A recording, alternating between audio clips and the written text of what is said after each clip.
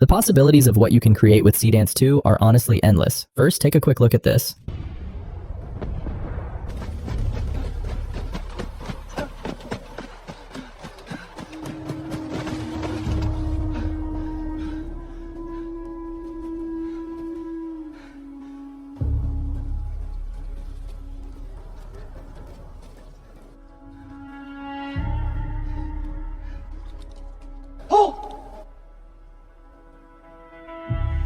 What was that noise? I think it came from the back. Okay, let's go check that out.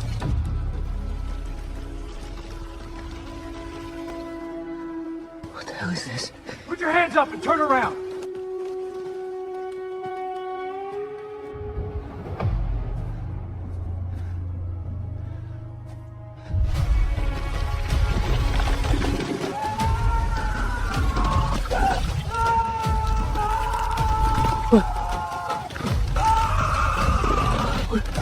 What are you doing? You need to stop it right now. That was crazy, right? And the best part is that the entire video was created using AI tools like Nano Banana Pro and Seedance 2. Today, I'm going to show you the exact process I used to create this video step by step so you can create something similar yourself. So without wasting any more time, let's get straight into the video. All right, now the key to creating a video that's actually worth watching is getting your images right first. A lot of people think they can just throw a prompt into a video generator and get amazing results, but it doesn't work like that. No matter how powerful the video model is, you still need to give it good source material and clear direction on the kind of motion you want. And that's where images become extremely important. In fact, I would argue that images are the foundation of the entire workflow. If your images aren't good, your videos won't be good either. So before we even think about generating videos, let me show you exactly how I created the scene images. To generate the images, I used Visina AI. It's actually one of my favorite websites for creating AI content, and also it has a less restrictive version of Seedance 2, which I love. To get started, simply click on the link in the description and sign up. Okay, now from here, click on Open Studio and then go to the Director's Cut tab. Next, choose your image model. I went with Gemini, then select Sequence and choose your grid size. For the first scene, I use this prompt. As you can see, it simply describes the shots I want. If you'd like the full prompt document, let me know in the comments and I'll share it. Then hit Generate. And this is the initial grid it created. As you can see, it looks great. The character stays consistent, the scenes flow naturally, and the sequence already feels like a story rather than a collection of random images. Now, I should mention that I didn't get this result on my first try. It took several iterations and prompt adjustments before I was happy with the sequence. So don't be afraid to experiment until you get the shots you're looking for. Next, let me show you how to extract the images. Simply click on the sequence and select Extract Shots. From here, you can either choose specific shots or extract them all at once. In my case, I extracted all of them, and here are the extracted images. As you can see, the quality is preserved and everything remains consistent. So that's how I created the first half of the story. For the second half, I used the first sequence as a reference and then gave it instructions for the next part of the story. After that, I simply hit Generate, and this is the sequence it created. Again, it turned out exactly the way I wanted. Just like before, I didn't get the perfect result immediately. I experimented with different creature designs and transformations until I found one that fit the story. My main goal was to get strong first and last frames because I'll be using Seedance 2's first and last frame option to turn the images into videos. The in-between images are mainly there to help structure the scene and guide the prompt generation process, which I'll show you next. And once the images were ready, I turned them into videos using Seedance 2.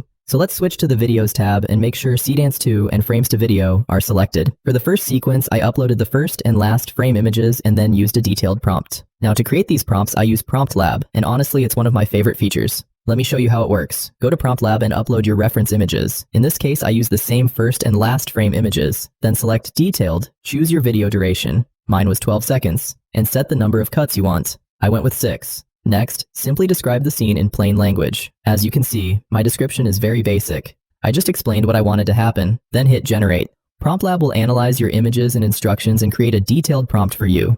This saves a lot of time and helps avoid unnecessary regenerations. Once the prompt is ready, copy it, go back to Videos, paste it, choose your settings, and hit Generate. I used Fast Mode, 480p, and a duration of 12 seconds, and this is the result. As you can see, the character remains consistent, the motion feels natural, and the scene looks cinematic rather than artificial. If you compare this workflow to using a simple one-line prompt, the difference is huge. Here's another example. Again, I uploaded the first and last frame images, described the scene, generated the prompt in Prompt Lab, and used it to create this scene. And this is the result. The motion feels natural, and the overall quality is impressive. Now let's talk about the transition scene because this is where things get really interesting. For this sequence, I used a start frame, an end frame, and several additional images in between. These extra images aren't used directly in the video. They're there to help Prompt Lab understand the progression and framing I want.